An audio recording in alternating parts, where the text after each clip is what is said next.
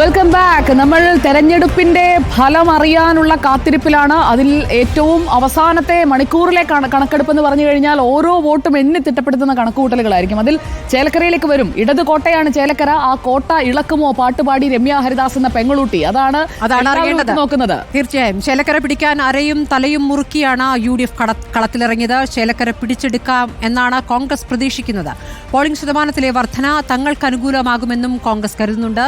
എന്നാൽ മണ്ഡലം നിലനിർത്താമെന്ന ആത്മവിശ്വാസത്തിലാണ് LDF ഉള്ളത്.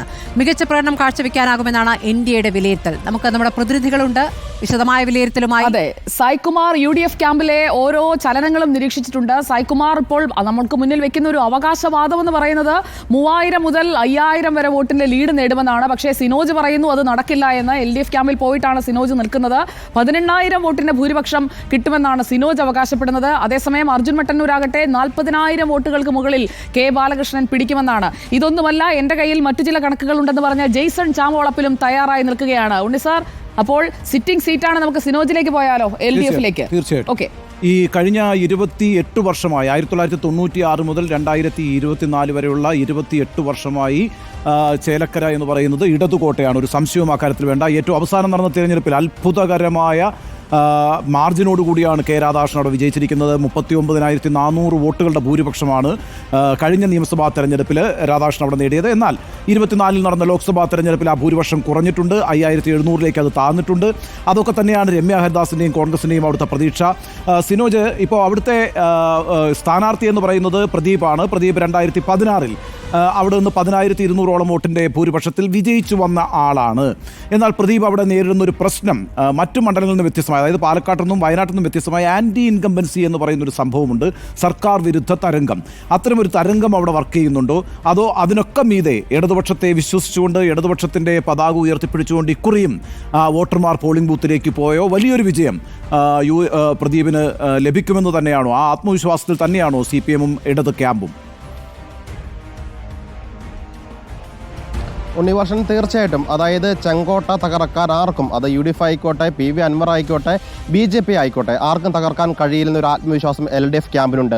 അത് ഇപ്പോൾ പറഞ്ഞ ഈ കണക്ക് തന്നെയാണ്. കഴിഞ്ഞ തെരഞ്ഞെടുപ്പ്, കഴിഞ്ഞ 7 മാസം മുൻപ് നടന്ന തെരഞ്ഞെടുപ്പ് നമുക്കറിയാം. സംസ്ഥാനത്ത് 19 മണ്ഡലങ്ങളിലും UDF-ന് അനുകൂലമായ തരംഗമുണ്ടായിട്ട് പോലും ഈ ചേലക്കര ഉൾപ്പെടുന്ന ആലത്തൂർ മണ്ഡലം മാത്രമാണ് K രാധാകൃഷ്ണനെയും LDF-നെയും പിന്തുണച്ച് ലോക്സഭയിലേക്ക് എത്തിച്ചത്. അന്ന് 5000-ൽ പരം വോട്ടുകളാണ് ചേലക്കര മണ്ഡലത്തിൽ K രാധാകൃഷ്ണൻ ലഭിച്ചിരിക്കുന്നത്. അതുകൊണ്ടാണ് മിനിമം 5000 വോട്ട്, പരമാവധി പോയാൽ 10000 വോട്ടുകളുടെ ഭൂരിപക്ഷത്തിൽ UR പ്രദീപ് ജയിക്കുമെന്ന് LDF പറയാൻ കാരണം, ഈ തെരഞ്ഞെടുപ്പിന് പിന്നാലെ 13-ാം തീയതിക്ക് തൊട്ട് പിന്നാലെ തന്നെ എല്ലാ ബൂത്തുകളിൽ നിന്നും പാർട്ടി നേതൃത്വം കണക്കുകൾ എടുത്തിരുന്നു. കണക്കുകൾ നിരത്തിക്കൊണ്ട് തന്നെയാണ് സ്വാഭാവികമായിട്ടും വയനാട്ടിലും പാലക്കാടും പറയുന്നത് പോലെ തന്നെ സംഘടനാ തലത്തിൽ പ്രവർത്തനം നടത്തിക്കൊണ്ട് തന്നെയാണ് പാർട്ടി ഇവിടെയും പറയുന്നത് പ്രദീപ് ജയിക്കും. ഒപ്പം അത് പരമാവധി പോയാൽ 18,000, ചുരുങ്ങിയാൽ 5000 എന്ന് പറയുന്നത്. 2021-ൽ നേരത്തെ പറഞ്ഞതുപോലെ 29,000-ൽ പരം വോട്ടുകൾക്കാണ് K രാധാകൃഷ്ണൻ വിജയിക്കുകയും ചെയ്തിരിക്കുന്നത്. ഇനി UDF പറയുന്നത് പോലെ ഏതെങ്കിലും തരത്തിൽ സർക്കാർ വിരുദ്ധ തരംഗം, അല്ലെങ്കിൽ PV അൻവർ പറയുന്നത് പോലെ പിണറായി വിജയൻ വിരുദ്ധ തരംഗം ഉണ്ടെങ്കിൽ തന്നെ അതിനെ മറികടക്കാൻ കഴിയുന്ന രീതിയിലുള്ള സ്ഥാനാർത്ഥിയാണ് ഇവിടെ UR പ്രദീപ് എന്ന് പറയുന്നത്. ജനങ്ങളുമായി അടുത്ത് നിൽക്കുന്ന ആളാണ്. അതോടൊപ്പം തന്നെ നിലവിലെ MP-യും ഇത്രയും കാലം 96 മുതൽ ഇവിടെ MLA സ്ഥാനത്തുണ്ടായിരുന്ന K രാധാകൃഷ്ണനും അതിനേക്കാൾ ഏറെ വ്യക്തിബന്ധങ്ങളുള്ള ആളാണ്. രാധേട്ടൻ എന്നറിയപ്പെടുന്ന ഓരോ കുടുംബത്തിലെ ഒരു അംഗം എന്ന രീതിയിൽ പെരുമാറുന്ന ഒരാൾ കൂടിയാണ്. അതുകൊണ്ട് അങ്ങനെ ഏതെങ്കിലും തരത്തിൽ സർക്കാർ വിരുദ്ധ തരംഗമുണ്ടെങ്കിൽ അതിനെ അവരുടെ വ്യക്തിബന്ധം വെച്ച് മറികടക്കാൻ കഴിയുമെന്നാണ് LDF കണക്കുകൂട്ടിയത്. ഇവർ പറയുന്ന കാര്യമാണ് LDF ക്യാമ്പിൽ നിന്ന് കേൾക്കുന്നതാണ്. സിനോജിന് മനസ്സിലാക്കാനായത് എന്താണ്? UR പ്രദീപിന് 10000 വോട്ടിന്റെ ഭൂരിപക്ഷം എന്നുള്ള 2016 ലഭിക്കുമ്പോൾ അന്ന് UDF സർക്കാരായിരുന്നു. അപ്പോൾ ഭരണവിരുദ്ധ വികാരം അന്ന് കൃത്യമായിട്ട് UR പ്രദീപിനെ സഹായിച്ചിട്ടുണ്ട്. രാധാകൃഷ്ണൻ എന്ന സ്ഥാനാർത്ഥിക്കപ്പുറം പ്രദീപിന് എത്രത്തോളം സ്വീകാര്യത ഈ ഘട്ടത്തിൽ ലഭിക്കുന്നു എന്നൊരു പ്രധാനമാണല്ലോ. ഇപ്പോൾ രാധാകൃഷ്ണൻ ആദ്യഘട്ടത്തിൽ പ്രചാരണത്തിൽ എത്തിയില്ല എന്നുള്ള പരാതി പോലും LDF ക്യാമ്പിൽ നിന്ന് ഉയർന്നു കേട്ടിരുന്നു. ഇപ്പോഴും നെക്ക് ടു നെക്ക് മത്സരം എന്ന രൂപത്തിൽ തന്നെയാണ് അല്ലേ ഈ ശക്തമായ പോരാട്ടം നടക്കുമ്പോൾ ഇവർ ഈ പറയുന്ന പുറത്തേക്ക് പറയുന്ന കണക്കുകളല്ല യഥാർത്ഥത്തിൽ അകത്ത് പറയുന്ന കണക്ക്. അതിനു മുൻപേ അറിയാൻ പറ്റും. ചേലക്കരയിൽ ചെറിയ മാർജിനിലാണ് രണ്ട് കൂട്ടരും അവകാശപ്പെടുന്നത് യഥാർത്ഥത്തിൽ പുറത്തേക്ക് പറയാത്ത കണക്ക്. അപ്പോൾ പുറത്തേക്ക് പറയാതെ സിനോജ് മനസ്സിലാക്കിയ കണക്ക് എന്താണ്? അവിടെ യഥാർത്ഥത്തിൽ എന്താണ് യഥാർത്ഥത്തിൽ പ്രതിഫലിക്കുക? നേരത്തെ ചേലക്കരയിലാണെങ്കിലും ന്യൂനപക്ഷത്തിന് വലിയ വേരോട്ടമുള്ള ഒരു മേഖല കൂടിയാണ്. അവിടെ ഇപ്പോൾ ഏത് രൂപത്തിലാണ് ന്യൂനപക്ഷം ചിന്തിക്കുക എന്നുള്ള വിഷയം കൂടിയുണ്ട്. ആ വോട്ട് നേരത്തെ ലഭിച്ചിരുന്ന രാധാകൃഷ്ണൻ ലഭിച്ചിരുന്ന അല്ലെങ്കിൽ UR പ്രദീപിന് ലഭിച്ചിരുന്ന ആ വോട്ട് ഇപ്പോൾ ഒന്നാകെ തന്നെ ലഭിക്കാനുള്ള സാധ്യത എത്രത്തോളം നിൽക്കുന്നുണ്ട് LDF-നെ സംബന്ധിച്ച്? സ്മൃതി, അതായത് ന്യൂനപക്ഷ വോട്ടുകളുടെ കാര്യത്തിൽ വന്നാൽ PV അൻവർ പ്രധാനമായും കേന്ദ്രീകരിച്ച് ന്യൂനപക്ഷ വോട്ടുകളായിരുന്നു. ന്യൂനപക്ഷത്തിന് സ്വാധീനമുള്ള മേഖലയിലായിരുന്നു PV അൻവർ നേതൃത്വത്തിൽ പ്രചാരണം നടന്നുകൊണ്ടിരുന്നത്. ഒപ്പം തന്നെ രമ്യ ഹരിദാസ് ഈ ചേലക്കരയ്ക്ക് വന്ന സമയത്ത് തന്നെ ലീഗിനിടയ്ക്ക് തന്നെ അഭിപ്രായ വ്യത്യാസങ്ങളുണ്ടായിരുന്നു. പക്ഷേ ലീഗിൻ്റെ നേതാക്കൾ തന്നെ വന്ന് അത് നേരിട്ട് ഇടപെട്ട് കുടുംബയോഗങ്ങളൊക്കെ തന്നെ വിളിച്ചുകൊണ്ടാണ് ആ പ്രശ്നങ്ങൾ പരിഹരിച്ച് മുന്നോട്ട് പോയത്. അതുകൊണ്ട് തന്നെ ന്യൂനപക്ഷ വോട്ടുകൾ UDF-ന് കിട്ടുമെന്ന് അവർ പറയുന്നുണ്ട്. പക്ഷേ LDF കേന്ദ്രങ്ങൾ പറയുന്നത് കഴിഞ്ഞ തവണയൊക്കെ തന്നെ ഉണ്ടായതുപോലെ ഒരു ന്യൂനപക്ഷ വോട്ടിൻ്റെ ഏകീകരണം ഉണ്ടാവില്ല, അത് LDF-ന് കിട്ടുമെന്നൊരു കണക്കൂട്ടലുണ്ട്. പക്ഷേ അത് എത്രമാത്രം ശരിയാണെന്ന് പറയാൻ ഈ ഘട്ടത്തിൽ കഴിയില്ല.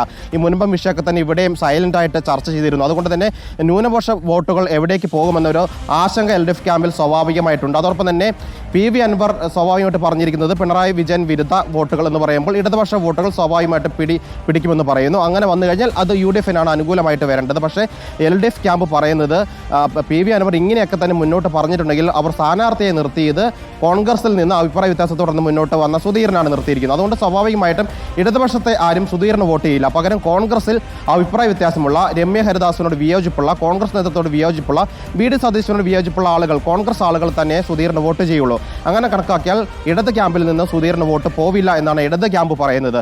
പക്ഷേ ജനങ്ങളുടെ മനസ്സിലിരിപ്പാണ്, അത് നാളെ മാത്രമേ നമുക്ക് അറിയാൻ കഴിയുള്ളൂ. ചേലക്കരയിലെ ജനങ്ങൾ എങ്ങനെ ചിന്തിച്ചു എന്നുള്ളത് നാളെ അറിയാൻ കഴിയുള്ളൂ. പക്ഷേ ഇതൊക്കെ തന്നെ കണക്കുകൂട്ടലാണ്, പേപ്പറിലുള്ള എഴുതിക്കൂട്ടലാണ്, മനക്കണക്കാണ്. പക്ഷേ ഈ കണക്കുകളൊക്കെ ശരിയാണോ എന്ന് നാളെ മാത്രമേ അറിയാൻ കഴിയുള്ളൂ. ഏതായാലും ഉണ്ണി ബാലകൃഷ്ണൻ തുടക്കത്തിൽ പറഞ്ഞതുപോലെ തുടക്കത്തിൽ ഒരു പക്ഷേ ഈ LDF സ്വാധീന പഞ്ചായത്ത് ആയതുകൊണ്ട് ചിലപ്പോൾ LDF-ന് സ്ഥാനാർത്ഥി ലീഡ് ചെയ്യാം. പക്ഷേ ഓരോ ഘട്ടത്തിലും ഈ ലീഡ് നില മാറി മറിഞ്ഞു പോകാനുള്ള സാധ്യതയുണ്ട്. LDF-ന്റെ ഈ കോട്ട സ്വന്തമാക്കുകയാണെങ്കിൽ മാത്രമാണ് ഈ ഉപതെരഞ്ഞെടുപ്പിൽ ആധികാരികമായ ഒരു ജയം നേടി എന്ന് ആത്മവിശ്വാസത്തോടെ പറഞ്ഞുകൊണ്ട് 2021 നിയമസഭാ തെരഞ്ഞെടുപ്പിലേക്ക് കോൺഗ്രസ് പോകാൻ കഴിയുകയുള്ളൂ. അതുകൊണ്ടാണ് KC വേണുഗോപാൽ പറഞ്ഞത് ജയിക്കുകയാണെങ്കിൽ ചേലക്കര ജയിക്കണം. കാരണം പാലക്കാടും വയനാടും ഒക്കെ സിറ്റിംഗ് സീറ്റാണ്. അവിടെ വീണ്ടും ജയിക്കുന്നതിനേക്കാൾ ചേലക്കര എന്ന ഇടത് കോട്ട പിടിച്ചെടുക്കുക, അത് സാധിച്ചാൽ മാത്രമാണ് ഈ സെമി ഫൈനലിൽ വിജയം നേടിയെന്ന് UDF-ന് കോൺഗ്രസിന് അവകാശപ്പെടാൻ കഴിയുകയുള്ളൂ. കടുത്ത പോരാട്ടമാണ് നടന്നത്. നമുക്ക് UDF ക്യാമ്പിലേക്ക് പോകണം. എന്താണ് UDF ക്യാമ്പിന്റെ ആത്മവിശ്വാസം കൂട്ടുന്നതെന്നറിയാൻ നമ്മൾ അവിടേക്ക് വരുന്നുണ്ട്. ഇപ്പോൾ സിനോജ് പറഞ്ഞതുപോലെയല്ല കാര്യങ്ങൾ എന്ന് ഉറപ്പിച്ചു പറയാൻ സായ്കുമാർ അവിടെ കച്ചമുറുക്കി നിൽക്കുകയാണ്. സായ്കുമാറിലേക്ക് നമ്മൾ എത്തും.